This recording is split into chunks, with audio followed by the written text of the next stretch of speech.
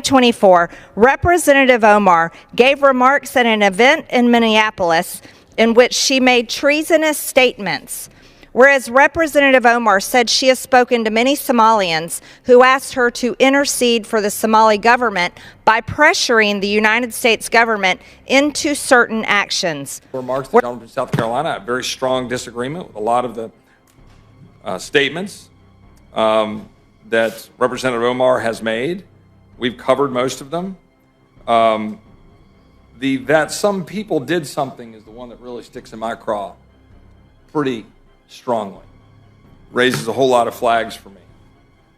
I think there are significant amount of justifications to raise. CARE was founded after 9/11 because they recognized that some people did something and that all of us were starting to lose access to our civil liberty. The House floor erupted when Representative Ilhan Omar's remarks came under fire, with lawmakers accusing her of betraying her oath of office. Critics claimed her comments about Somali interests crossed a line, sparking fierce backlash. At the heart of the controversy were accusations that Omar prioritized Somalia's concerns over America's, something her opponents framed as treasonous. This set the stage for a dramatic showdown in Congress, where her loyalty and record were put under the microscope. During a fiery session, South Carolina representatives voiced sharp disagreement with Omar's past remarks, particularly her infamous "some people did something" statement about 9/11. Many lawmakers argued this phrase showed a disturbing lack of respect for one of America's darkest tragedies. Critics insisted it minimized the sacrifices made by thousands of Americans, raising deep concerns about where Omar's true priorities lie. That moment continues to haunt her political career and fuel calls for accountability. Recognition. Mr. Speaker, pursuant to Clause 2A.1 of Rule 9, I seek recognition to give notice of my intent to raise a question of the privileges of the House. The form of the resolution is as follows. Recognized. Censuring Representative Ilhan Omar of Minnesota. Whereas elected members of Congress take an oath to bear true faith and allegiance to the United States without any mental reservation or purpose of evasion. Whereas Representative Ilhan Omar took an oath of allegiance to the United States upon becoming a citizen, declaring, "I absolutely and entirely renounce and abjure all allegiance and fidelity to any foreign prince, potentate, state, or sovereignty, of whom or which I have heretofore been a subject or citizen." Things escalated further when Marjorie Greene and Chip Roy took the floor, delivering one of the most heated speeches Congress has seen in years. Their words didn't just challenge Omar's positions. They framed her as a direct threat to America's values and security. With voices raised and passion on full display, they laid out a case for censure, arguing that Omar's actions proved she was working against the very country she swore to defend. The chamber fell silent as their words echoed. Marjorie Taylor Greene's resolution was then introduced, formally censuring Omar. The resolution accused her of violating her oath, referencing her naturalization, where she swore to renounce allegiance to any foreign power. Greene read passages from George Washington's farewell address to highlight the dangers of pretended patriotism and foreign influence. This historical reference added weight to the resolution, making the case that Omar's alleged behavior wasn't just a mistake, but a betrayal of America's founding principles. Whereas on January 27, 2024, Representative Omar gave remarks at an event in Minneapolis in which she made treasonous statements. Whereas Representative Omar said she has spoken to many Somalians who asked her to intercede for the Somali government by pressuring the United States government into certain actions. Whereas Representative Omar assured the Somalians she spoke to, the U.S. government will only do what Somalians in the U.S. tell them to do. They will do what we want and nothing else. They must follow our orders, and that is how we will safeguard the interest of Somalia. Whereas Representative Omar continued. The resolution cited Omar's January 2024 remarks in Minneapolis, where she allegedly reassured Somali Americans that the U.S. government would only act according to their interests. Greene argued this statement proved Omar was acting as a foreign agent, protecting Somalia's waters and political power from within the U.S. system. The claim shocked many onlookers, sparking heated debate about what constitutes free speech, what crosses into foreign loyalty, and whether these remarks really justified such a historic censure. As Greene spoke, Chip Roy followed with equal intensity, reminding Congress of past moments when political loyalty clashed with American duty. He referenced Senate battles over judicial nominees and the infamous nuclear option, drawing parallels to today's climate of division. Roy framed Omar's case not just as one politician's misstep, but as part of a larger trend threatening America's constitutional order. His fiery delivery underlined the seriousness of the issue, leaving no doubt about where he stood. For as long as I am in U.S. Congress, Somalia will never be in danger. Its waters will not be stolen by Ethiopia or others. Sleep in comfort knowing I am here to protect the interest of Somalia from inside the U.S. system. Whereas George Washington warned in his farewell address of 1796 to guard against the impostures of pretended patriotism, and further declared citizens by birth or choice of a common country, that country has a right to concentrate your affections. The name of American. Critics of Omar painted her as someone who consistently undermines American values while uplifting radical ideologies. They pointed to her voting record, claiming she often opposed border security, supported soft-on-crime policies, and aligned herself with globalist agendas that weakened U.S. sovereignty. Greene drove this point home with force, saying Omar's priorities were out of touch with everyday Americans. Her words struck a chord with conservatives who have long viewed Omar as one of the most divisive figures in Washington. The speeches went beyond politics. They became a rallying cry for America First conservatives. Greene and Roy framed the debate as a choice between patriotism and betrayal, between defending America's Constitution or siding with foreign interests. Their stand energized Republicans, independents, and even some Democrats who are growing frustrated with Omar's controversies. For many, this moment symbolized a turning point where politicians could no longer hide behind political correctness, but had to confront where their loyalty truly lies. Belongs to you in your national capacity must always exalt the just pride of patriotism more than any appellation derived from local discriminations. Whereas these statements by Representative Omar clearly violate the oath she took as an elected member of Congress to defend and protect the United States Constitution. Whereas Representative Omar has exhibited the treasonous tendencies George Washington warned about, and her actions must be condemned by all members of Congress who adhere to the oath they took upon assuming office.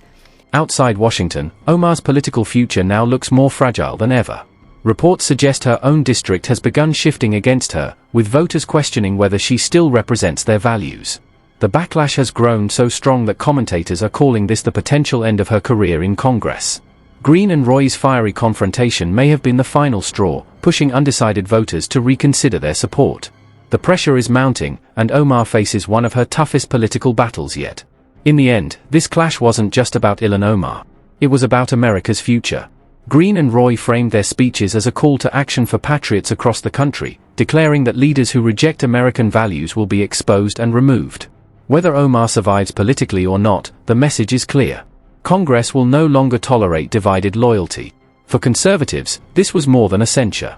It was a declaration of strength, marking the beginning of a new political era in Washington. And whereas by openly admitting her efforts to advance Somalia's interest, using her position as a United States representative, Representative Omar has revealed herself to be a foreign agent acting on behalf of a foreign government.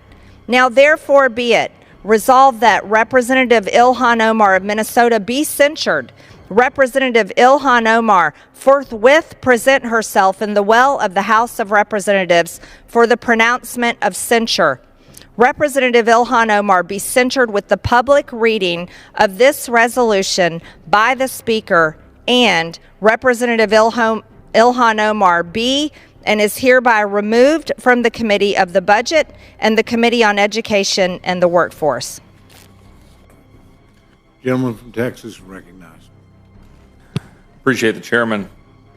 As the floor debate raged on, supporters of the censure resolution argued that this wasn't about partisanship. It was about protecting America from divided loyalty. They claimed Omar's own words confirmed she was acting in the interest of Somalia instead of America, which they framed as unacceptable for a sitting U.S. lawmaker. The The chamber grew tense as Republican leaders pressed the case that the oath of office must mean something. Anything less, they said, would erode trust in Congress itself. Greene's fiery words were not just about Omar's record, but about setting a precedent for future lawmakers. She insisted that foreign allegiances cannot coexist with American leadership, stressing that every representative must put the Constitution first. By laying out a direct connection between Omar's alleged promises to Somalians and her votes in Congress, Greene pushed the narrative that national security was at risk. Her speech was designed to resonate with voters who already feel Washington has lost its way. Roy built on this momentum, reminding everyone that Congress has faced similar crossroads before. I do associate myself with the remarks of the gentleman from Kentucky, but also the gentleman from South Carolina, the gentleman from Pennsylvania, the gentlelady, all the remarks that we've been talking about over here. And I appreciate the spirit of the remarks from the gentleman from Colorado. Would note that we're here for a very obvious reason. The door was opened, and now we're dealing with that. And the door shouldn't have been opened. I'm reminded when I was in the Senate Judiciary Committee in 2005, and Miguel Estrada was being filibustered by the Democrat majority at the time. And we know why. We know this because a memo that said very specifically that he was being filibustered because he was an Hispanic conservative was found, but then shoved aside. We couldn't talk about it because it was found on a server, and said, we shouldn't get it. There's a whole lot of backstory on that. But there was a lot of drama around that. There were 7 judges being held up: Priscilla Owen, Janice Rogers Brown, because she's black. That was all happening. We just sweep that aside. And you fast forward, and Bill Frist was being pressured to deploy the nuclear option. He described how past decisions like the use of the nuclear option in the Senate reshaped American politics. In his view, Omar's case represented another critical turning point, one that would test whether lawmakers had the courage to enforce accountability. His appeal was framed as bipartisan, urging both sides of the aisle to recognize the seriousness of the issue rather than dismiss it as political theater. Throughout the speeches, Omar's most controversial statements were revisited. Critics highlighted her claim that the U.S. would only act as Somalia means wished, calling it proof of foreign influence. They repeated her vow to protect Somalia's waters and interests, arguing this crossed far beyond free expression. I remember being part of all those conversations, the Senate lawyer, and the Judiciary Committee. Bill Frist decided not to deploy the nuclear option. In 2013, Harry Reid did deploy the nuclear option. 2017, then certain things changed at the United States Supreme Court. So now we live in that world. It is what it is. Now here we sit. The door was open. I just went back and reread my speech on the floor because the gentleman, I hadn't done that yet. I went back and reread my speech on the floor. I stand by every word of that speech. And in it, I referenced the fact that I had just a few months prior had been in agreement with some of my colleagues on the other side of the aisle with respect to January 6th, which there's disagreements on our side of the aisle on some of that with respect to the votes at the time. And that I'd taken very strong disagreement and sought apology from our colleague on our side of the aisle about some of the remarks that were said, but felt that this was not the right path to go down. I stand by that. So here we sit. I could associate myself and do with all the remarks of the gentleman from South Carolina. I have very strong disagreement with a lot of the statements that Representative Omar has made. We've covered most of them. That some people did something is the one that really sticks in my craw pretty strongly. Raises a whole lot of flags for me. I think there are a significant amount of justification. Greene and Roy insisted these remarks weren't slips of the tongue. They revealed her true agenda. Their repetition of these quotes hammered home the idea that Omar could no longer be trusted with public office. The debate struck at the heart of American identity. Greene argued that citizens by birth or choice owe loyalty to one country alone. She invoked George Washington's farewell address to underscore the dangers of divided patriotism. This historical reference gave her speech added moral weight, tying Omar's controversy to the very foundation of America's values. By painting Omar's record as a betrayal of Washington's warnings, Greene framed the censure not as politics, but as an act of national defense. Meanwhile, Omar's defenders tried to argue that her statements were being taken out of context and that political speech should not be punished with censure. But Greene and Roy dismissed this defense outright, claiming the record spoke for itself. To them, this was not a free speech issue. It was a question of divided loyalty and misuse of power. The clash revealed the deep ideological divide in Congress, where every word from Omar was dissected and weighed against her oath of office. Greene's resolution also demanded Omar be removed from key committees, including the Budget and Education and Workforce panels.